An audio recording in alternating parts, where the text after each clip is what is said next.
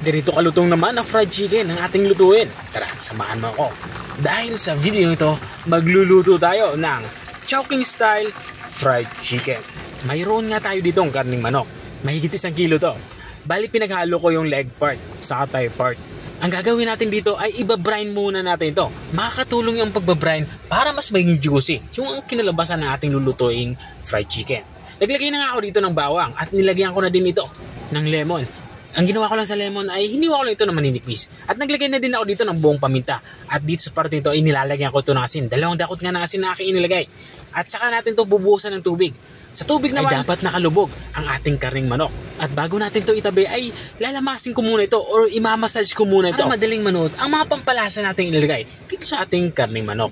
Saka natin ito ibabrine ng at least 6 hours or maganda overnight. Makalipas yan ang overnight, ay dito naman ay magsisimula na tayong magluto. Gagawa muna tayo dito ng butter. Ang unang inilagay ko nga ang ating harina. At sinundan ko naman to ng cornstarch. At dito ay naglalagay ako ng black pepper powder. At naglagay na din ako dito ng garlic powder at itong ating onion powder. At para maging mamula-mula yung kinalabasan ng ating fried chicken, naglagay ako dito ng paprika. At sinabayan ko na din ito ng asin para may lasa naman. Matapos natin itong malagyan ng asin ay hahaluin lang natin ito ng maigi hanggang sa maging ganito na itsura niya. At maglalagay na din ako dito ng 1 kutsaritang baking powder. Saka ko ito ihahalo ulit. At kapag nahalo na natin ito ng maigi, dito naman sa parte nito ay lalagyan na natin ito ng tubig. Take note, dapat malamig na tubig yung ating ilalagay dito. Tuloy-tuloy lang tayo sa ating paghahalo hanggang sa makuha natin yung consistency na gusto natin. At kung nanonood ka pa rin hanggang dito sa parte ng aking video, ibig sabihin ay interesado ka sa aking ginagawang pagluluto. Baka pwede mo naman i-comment kung taga saan ka para alam ko kung hanggang saan umabot ang aking video. Matapos natin mahalo ng maigi ay nakuha ko na nga ang consistency na gusto ko sa ating ginawang batter. At dito naman sa parte ito ay kinuha na natin yung ating na-brine na chicken. Ang gagawin lang natin dito ay isa-isa nating i-coat or ibalot. Ginawa nating butter itong ating na-brine na chicken. Katulad na nakikita nyo. Habang nga tayo ay nagpapatuloy sa ating pagluluto, gusto ko lang i-shoutout ang mga masusugid nating mga taga-subaybay. Big shoutout nga kay Ma'am Bebe Ruth Gibara ng Makati.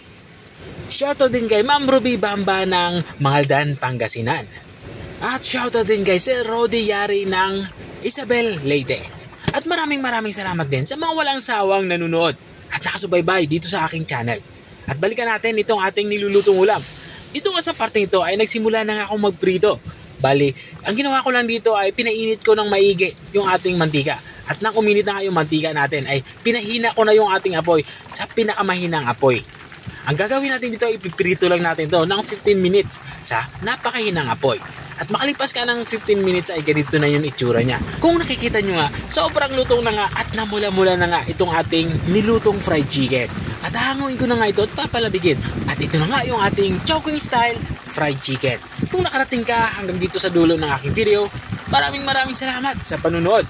Kung nagustuhan mo naman yung bago nating recipe ibinahagi, baka pwede mo naman to i-share.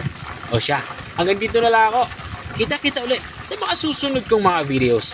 Paalam! Bye-bye! Kain tayo!